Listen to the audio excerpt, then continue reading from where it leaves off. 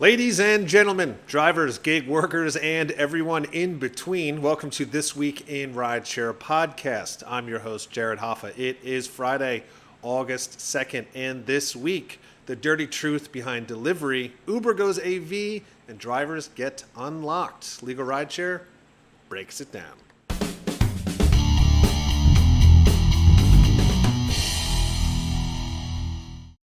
And from Legal Rideshare, I'm joined by the co-founder, lead attorney, and all-around great guy, Bryant Grading. Bryant, happy Friday. Jared, happy Friday. You make me blush. That should come on You more gotta often. get some optimism in here. It's a cloudy day in Chicago, but we're still in high spirits, right? It's true. Our spirits never get rained down. They don't. And we're going to start this week in Rideshare a little bit differently. We've had a lot of new subscribers, which thank you guys so much. You rock. And so you'll see at the bottom here on the screen, I'm going to point to the camera here. All our subscribers are going to start listing them out because we really appreciate it. You guys keep us going. And it's great. And so we're also going to respond to some comments we had from the week before and the week before that from some viewers. So one of the first things we got here, which I think was great, is Stephen Kim sent me this way. They're talking about the guys and gals from Rideshare Rodeo. They said, good topics. Thanks for looking out for drivers. Thank you, Thomas, for joining us and being part of it. And we got another response from another Thomas Matthias. He said, Amazon and lots of companies don't want employees to report anything. I deliver food, and I haven't fallen yet on snow in driveways, but I know some drivers have and never report it. The numbers are so much higher than people think. Safety is overlooked by companies much too often. They said, nice show, keep up the work. So Brian, we talked about this a little bit last week. It's something that we had confirmed, and now we have gig workers saying the same thing. So pretty wild.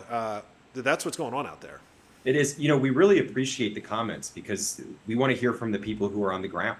We want to know what's going on out there. We want to know what topics are important, what hazards people are facing, because the more we know, the more we can act and the more we can advocate. So we really appreciate everybody who, one, is watching, and two, who's dropping comments in our comment section, because we've got our ear to the ground. We want to be part of this community and advocate as much as we can on your behalf.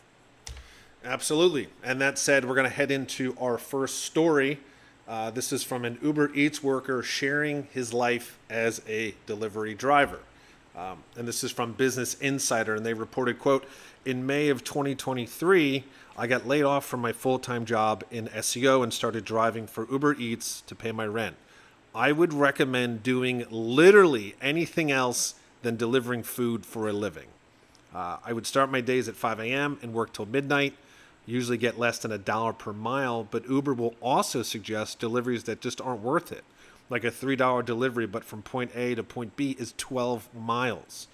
That's before factoring in gas, which you have to cover yourself, and it's around $4 a gallon where I live.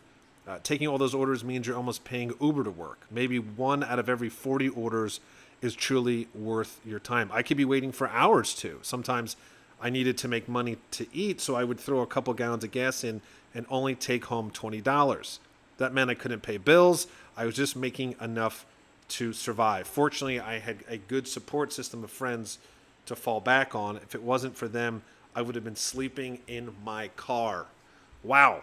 I understand we've talked about this before. This isn't, big numbers. This isn't quantitative, but yet again, a very personal, very to the point story. Unbelievable, Brian. Yeah, it's really awful, and I appreciate this individual wrote this piece because we need to hear the individual story. We need to hear what it's like for this worker doing this job and how difficult it has become. When we started this firm a decade ago, gig work was good work. There was plenty of money to be made. Drivers were not having to work crazy long hours. They could meet their expenses. They could they could fill up their tanks with gas and still bring home money to keep a roof over their head and food on the table. And a lot of people changed their lifestyle in order to do that. They quit traditional jobs and started to take the gig economy more seriously as a long-term career path. But in the recent years, it's gotten so bad that drivers just cannot afford to do it. And it's not just Uber Eats, it's Uber, it's Lyft, it's you name it. The wages and pay rates have just gotten so small that drivers cannot afford to do this for a long period of time. It's really just a way to make a couple bucks here and there. But if you're relying on these jobs for your full-time income, it's really difficult. And it doesn't have to be that way. How do we know that? Because that's not the way it's always been. So the companies have just gotten really greedy. They've kept more of the money for themselves, and they've trapped people. People don't have other careers to fall back on once they've made the move. And here we find ourselves. And I just think that this person's story will resonate with a lot of others who have dealt with the same issues. And hopefully the story is read by the community. Hopefully it's read by politicians, because more people need to understand how bad things are. Yeah, there's two things, and everyone really should read this article. Again, it's on Business Insider. It just came out this week. There's two things that really struck me, Bryant, about this, and I'm reading it now. There's two things that we've also discussed that drivers are frustrated with. One is Uber basically forcing unprofitable trips or deliveries on this driver. We've heard that before. And the second is, as we also just talked about last week, he mentions, I didn't bring it up when we discussed this, but he mentions that when the customer enters a tip, he can't see the tip. He has no idea how much the tip is until after he's accepted the delivery. So again, it always seems to come back to the same word, transparency. And they don't have it. And just like you said in the beginning of rideshare and gig work, it was profitable. So, taking the risks were much smaller. But you're seeing this simple transparency here could change these people's lives. He even said he's rolling the dice every single time he did a delivery, and 1 out of 40 he's estimating was worth his time. I mean, it's crazy to me. It is. Just a $3 trip, it is inhumane. Like, what are we talking about? You're going to pay the driver $3 to drive 12 miles. How much time is that going to take in terms of going into the restaurant, picking up the food, getting back in the car, driving to make the delivery, and then having to find the next fare when maybe you're out of the way from where you otherwise want to be? So it's just crazy that that's even on the table. And I think more people need to understand that when they are placing these deliveries, the people who are bringing them the food are struggling. And I would hope that everybody can be a little more generous in terms of tips, but ultimately I don't think it's on the customer to pay Uber's workers. It's on the company, and the company needs to do better. Yeah, 100%. It's sad to see, but I'm glad it's out there, like you said. We're going to head on to the second story here. Uber plans to use 100,000 electric cars in Europe and develop AV. This is from CNBC, and they reported, quote, Uber and BYD announced Wednesday that drivers on the ride-hailing platform can get pricing and financing deals for the Chinese company's electric cars starting in Europe and Latin America. The two companies will also develop autonomous capable vehicles for Uber's platform, according to a press release. The multi-year strategic partnership, which the company said could bring 100,000 of these BYD cars to Uber, comes despite the EU following the US this year in raising tariffs on imports of Chinese-made electric cars. Now, this company, BYD, has become a dominant player in China's electric car market. The company surpassed Tesla in total vehicle production for 2 straight years and has ramped up overseas expansion. Bryant, this is interesting in a few ways. They're pushing the EV, I think, which is good. But they're also really pushing the AV, which I feel like we discuss every week. Your thoughts? We really do. I'm not going to get into the politics of tariffs and all that, but just as a general concept, I think that the idea that we're going towards electric is great. I think it's a positive thing that Uber has these partnerships in place with various companies to try to put more electric vehicles in the hands of drivers, make the financing advantageous so that drivers can get into these vehicles. And ultimately, that's a better driver experience, worker experience, because you're spending less money on gas. More money can hopefully stay in the driver's pocket. And the environmental effects are obvious as well. So that, we've got a lot of Uber cars on the road. We've got a lot of Uber drivers. I think trying to find ways to put them in electric vehicles is awesome all around.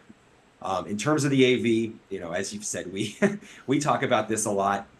This technology in this particular partnership has not yet been created, so I'm not going to comment on whether it's good or bad, but I just am going to cross my fingers that, as we say all the time, they do the work, they do the testing, they work out all the kinks before putting them on the road. I mean, we don't need another set of unsafe AV vehicles being tested on our roadways, and we'll see what happens here. But hopefully the technology is good, and we'll see in years to come what happens. Yeah, the first thought I really had about this, again, we talk about this all the time, and also it's quite fascinating. I just had this conversation with friends the other day, and I shocked them. I mean, their jaw almost hit the floor, because we're discussing autonomous vehicles, and they said, look, we're not going to see these things on the road until they're 100% perfect. And I said, well, actually, they're already on the roads. They're already in San Francisco and LA and in Phoenix, and they couldn't believe it. I'm like, no, they're completely coming here regardless of being perfect, and they're going to make it to Chicago for sure. The other thing that's interesting about this, and maybe it won't be an issue, although I can't imagine it's not going to be, when you start to, and we're seeing this even with TikTok, when you start to get involved in the technical side, and you're involving Chinese technology, they're often very strict about how much they release, if anything goes wrong, or how much data or privacy. And so if something does happen to these autonomous vehicles that are Chinese based, it's going to be a real struggle between Uber saying we're not telling you anything, and then BYD really saying you're never getting any data out of this. We're not going to tell you if there's a glitch. Right. And this is an issue with other tech that's coming from China. So, this is so new. It could take years until we see the effects of that, but it might not. It could be a very, very bad thing. Yeah. Well, from a legal perspective, we need data. We need information. When something goes wrong, we need to know the cause of it. Was it the technology? Was there a glitch? Was there something that could have been prevented? That if somebody gets hurt, we need to have answers. And as you mentioned, as we've seen with other Chinese technology, those answers can be hard to find. We also know that Uber doesn't share all the information that it could. So if we have two sources of of technology that cause an injury, and neither one of them is going to cooperate with the legal process, it can be really hard for the person who gets injured due to that technology. So hopefully there's regulation in place. Hopefully we have a full understanding of the technology and the rules and the policies, and we're just not there yet. So I'd like to see the government step up and create some standards that everybody knows they have to follow before this technology hits the road. Yeah, as I always say, time will tell, and often we talk about it the following week, and there's an update, and there may be this time. I guess we'll see. And our final story here: New York City mayor hails a win for drivers, but they see it differently. And this is from SI Live, and they reported, quote, under the agreement that Adams touted, Uber will begin to phase out the lockout practices, with the company ending the practice entirely by Labor Day if the Lyft maintains an annual company utilization rate of at least 50%. As part of the agreement, both companies will also pause bringing on new drivers in an effort increase utilization rates and allow more work for existing drivers. Lyft will minimize lockouts as the onboarding pause continues, according to the mayor's office. Now, the head of the New York Taxi Workers Alliance, and actually someone who's worked directly and stood with the mayor in the past, said the agreement on driver lockouts amounts to little more than a handout to the rideshare giants while trying to curb a growing labor movement among drivers. Brian, this was a hot topic last week, and I believe even started the week before. The lockouts in New York City were insane, and instantly drivers protested, and so I think this sounds like a way to quell some of that. I don't know how you feel about it politically or legally on this. It doesn't seem like it's really a solution, right? Maybe temporary. It doesn't seem like a long-term solution, and the drivers are upset about it. So, what I'm hearing is that the government, the New York City Council, took an opportunity to make a deal and they didn't really talk with the drivers. They didn't get driver input. And now there's this deal in place that seems like it's not really going to solve the problem. And, we need something in place that the drivers are behind. So I would encourage the drivers to stay strong, to stay loud. We've seen governments do this all throughout the country. Try to just create a quick fix, try to get that good PR by shaking hands with the big company and saying, hey, look, we solved the problem for the worker. We're still in good standing with the company. Everybody's happy. When in actuality, the drivers have been screwed. So we've seen the power of large numbers of drivers coming together. A big voice will be heard, will get publicity, will get other politicians' attention. So this doesn't have to be over. I would just encourage the drivers to stand strong, stay loud, and keep fighting. Yeah, like you said, and it's clear. It almost seemed like panic mode for both, Uber and Lyft and the government, because I mean these protests happened quickly and they were effective. And it's interesting though here, because it's again, and this is what we see this time and time again. But from this article, it's even stating that it's like especially Lyft is willing to negotiate, but they like have to throw in, well, we need at least a utilization rate of 50%, or we got to make sure we hit our thresholds to even consider making sure this isn't a problem. Right. It's I don't know how they thought this was going to be a good idea. I'm just very, I guess I'm at a lack of words here. I don't know why they thought locking drivers out was going to be okay for them. They were going to just take it. Yeah, well, we know that drivers don't just take it. We know that drivers, when they see an injustice, they stand up, and that's we're proud of how quickly they got attention, of how quickly they were able to unify and come together with one strong voice about what they wanted. But we just keep seeing that the companies are going to do what works best for the companies. The companies are going to always put themselves first, their profits first, and the drivers need to continue to make demands, because if the drivers go silent, they're going to get walked all over. So if in New York City you guys don't like this deal, keep going, keep fighting, keep lobbying, keep whatever you got to do. This is the time, because people are talking about it. You've got the attention that you want. You've got the mayor's ear. If this deal doesn't work for you, get loud, keep going, and I hope that the government hears your voices, and we've seen them hear your voices and take action before. Yeah, 100%. So those are our stories this week. Before we head to the weekend, of course, Brian, I will give you the final say. Yeah, we always remind everybody that consultations are free at Legal Rideshare. You can always talk with us if there's an accident or injury on the roadway. We want to help you strengthen your claim. So, if you get hurt on the job, you're entitled to the payment for the medical bills, lost wages, pain and suffering, any other damage or loss that you sustain. Time is always of the essence. Cases don't get better with time, so let us help you set up a solid foundation. You can reach us through our website at LegalRideshare.com. All of our contact information is there. And please do not hesitate. Awesome. Thank you, Bryant. And as I like to say, that is the end of this week in Rideshare. See you next week.